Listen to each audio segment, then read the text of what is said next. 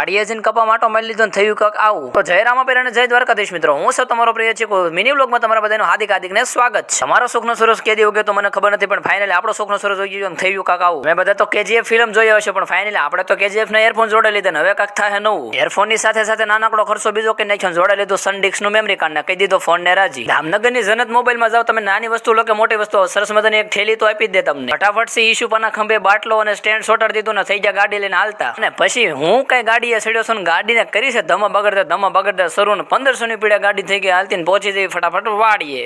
ખેડૂત મિત્રોનું સૌથી પહેલું કામ એટલે ખેતરમાં આવીને શેડે ફરતે આટો મારવાનો. ખબર ભલે મને કાંઈ ન પડે, પણ ખેતર જોઈ તો લેવાનું. કપા એકચ્યુઅલી સરસ મજાનો થઈ ગયો છે. તો જે આપણે નવા ખેડૂત છે પણ એકચ્યુઅલી નજર કરી લેવી કે કપામાં કથીરીની થ્રિપ્સ નથી. ફાઇનલી એક પાંદડું તોડીને તમને પણ બતાવી દો, કપામાં એકચ્યુઅલી રોગ તો આવી ગયો છે. પાસમાં નાનકડી એવી નજર કરીને ફટાફટ હાથમાં લઈ લાકડી કોશને થઈ ગયા ખાડો ખોદવા તૈયાર. તમને બધાને તો મારી ખબર છે, ગાડી હોય કે કોઈ પણ વસ્તુ હોય, આપણે 1500 ની સ્પીડ છે કામ કરતા જ નથી. ફટાફટ થી કોશથી ખાડો કરવાની શરૂઆત કરી દીધી. એકચ્યુઅલી ખાડો કરવાનું કારણ છે કે આપણે ઝટકાના લાકડા ગોઠવવાના છે. તો હું 1 2 3 4 કરીને પેલું લાકડું ખોડી દીધું ને ગઈ નાખ્યા કંકુના. પિતા ખોડવાની બાકાજીકી તો આખી જિંદગી સાયલ જ કરશે, પણ આપણી ચેનલમાં બાકાજીકી બોલવા માટે ચેનલને ફોલો કરતા જજો. મળશું પાછા નેક્સ્ટ મિની વ્લોગમાં, ત્યાં સુધી લાઈક શેર એન્ડ સબસ્ક્રાઇબ કરતા રહેજો.